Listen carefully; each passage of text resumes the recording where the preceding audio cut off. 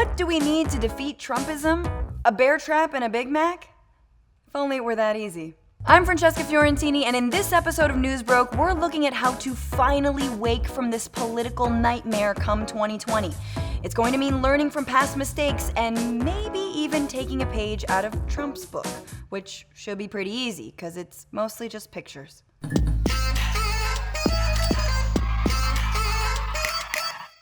Newsbroke is back! This season will be shorter, but mightier, which is exactly what Trump told Stormy Daniels. Oh, still got it. It's been over a year since we've been off the internet, or 666 trapped in Stephen Miller's episode of Black Mirror. And a lot has happened. We had the longest government shutdown ever, 6 indictments of Trump staffers, a very long report about obstruction of justice. It's not totally clear because we have this new attorney general who ironically really hates laws. Oh, we also have another accused sexual assaulter on the Supreme Court, systematic child abuse at the border, and the White House has gone through more officials in a year than I have voodoo dolls, which means I'm behind.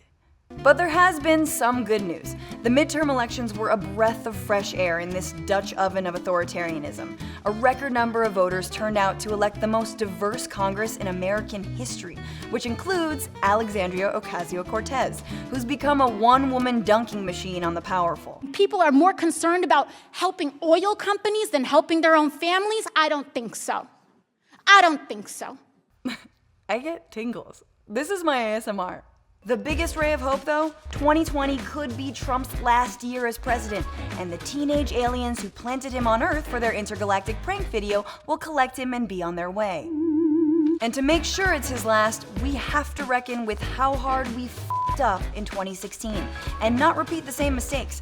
I mean, Newsbroke straight up hired a mariachi band on election night to celebrate his defeat. That's how wrong we got it. Some of it is out of our hands, considering the federal government hasn't done much to stop election interference, and the Electoral College is somehow still a thing. But we can do things like not fool ourselves into thinking beating him will be easy. Trump still has the support of 90% of Republicans, and 96% of people who believe JFK Jr. faked his death and became QAnon. Just so we're clear, I'm talking about how to beat Trump, not how to govern. See, governing is the prize we get for beating him. It's like winning a carnival game and taking home a goldfish named America that's really hard to keep alive. To defeat him, we also have to stop pretending Trump is our only problem. He's our first one, sure. Trump is like our flare-up, but America's had herpes for a while.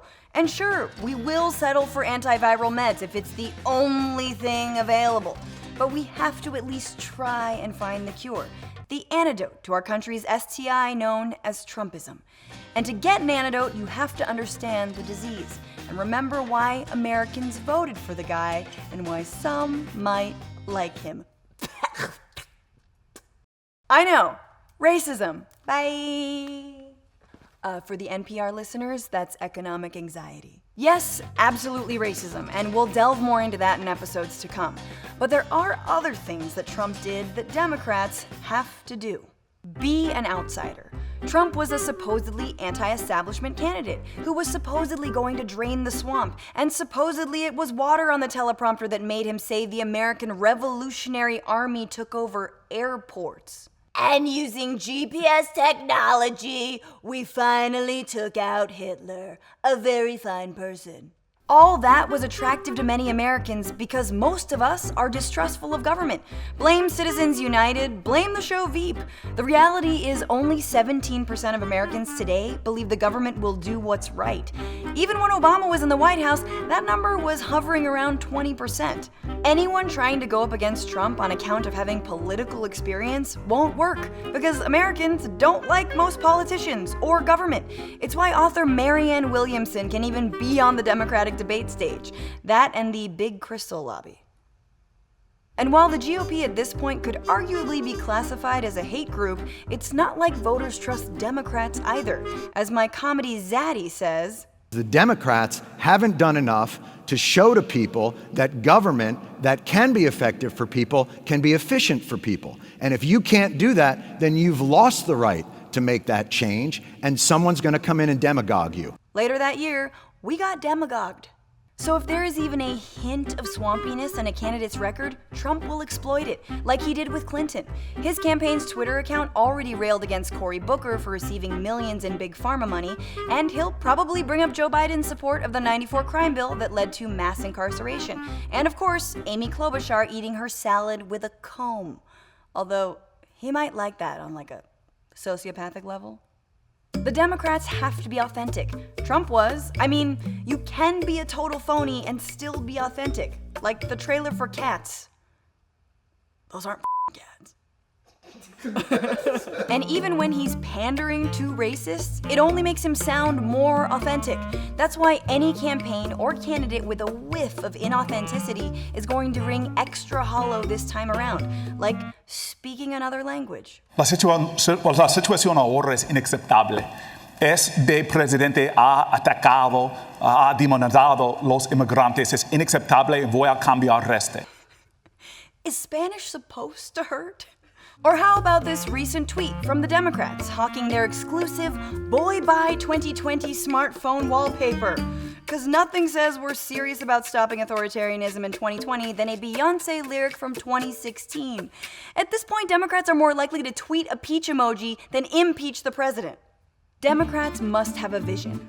Trump's got one. Sure, it's the same vision David Duke has on edibles, but it's a vision. He knows that America has real economic and racial fissures, and he exploits them to push a vision of mass detention, mass deportation, and a redistribution of wealth to those who already have too much of it. At least he's attempting to tackle our problems rather than pretending they don't exist. Like Joe Biden, who often mistakes the flare-up for the herpes, so to speak, and thinks that once Trump is gone, Republicans will just be better. The thing that will fundamentally change things is with Donald Trump out of the White House. Not a joke. You will see an epiphany occur among many of my Republican friends. An epiphany? This isn't a Christmas carol. Mitch McConnell doesn't have a change of heart. He raises Tiny Tim's medical bills. Republicans had their epiphany. It came in bronzer. And the fact that Biden thinks everything can just go back to the conditions that were ripe for Trump is alarming. If a candidate is compromised on their vision, it'll be used against them as well. That's why it's concerning that Kamala Harris consistently flip-flops on whether she supports ending private insurance as a part of a Medicare for All plan. You don't have to go through the process of going through an insurance company. Let's eliminate all of that. Let's move on. Let's get rid of all the bureaucracy. Let's get all of the ways. Oh, not the insurance companies. No, that's not what I meant. Who here would abolish their private health insurance in favor of a government-run plan? The question was, would you give up your private insurance for that option? And I said yes. Okay, stop. Whatever else that is, it is definitely gaslighting. Listen, babe, when you say, will you come to my grandmother's funeral, I heard, do you love me? And I've been consistent in saying, of course I don't not love you. Trump has a base, and it's considered a force. His base is his Frankenstein monster. He helped create it, and now it's got a life of its own, and it wants a bride. Kellyanne was, in fact, rejected. The Democrats also need a base. They have the beginnings of one, but they don't have a leadership that listens to it.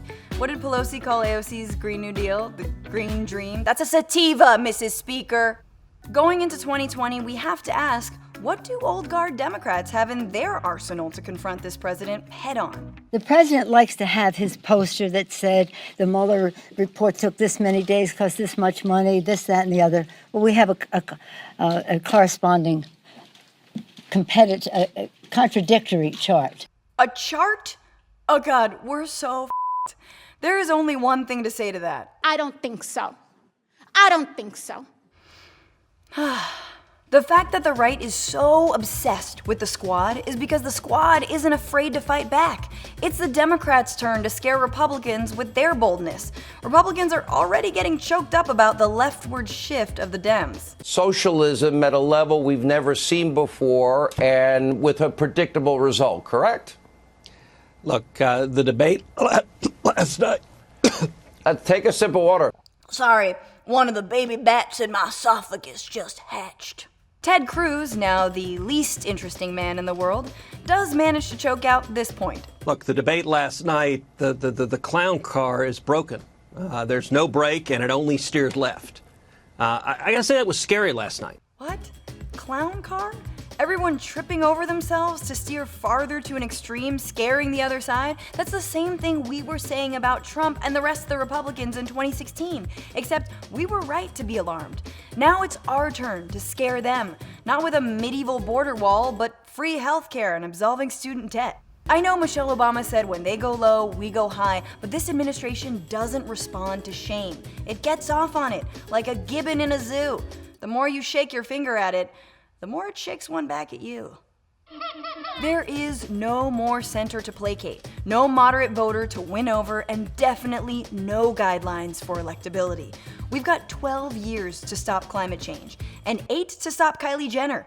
The only old meme we should still be using in 2020 is "Ain't nobody got time for that."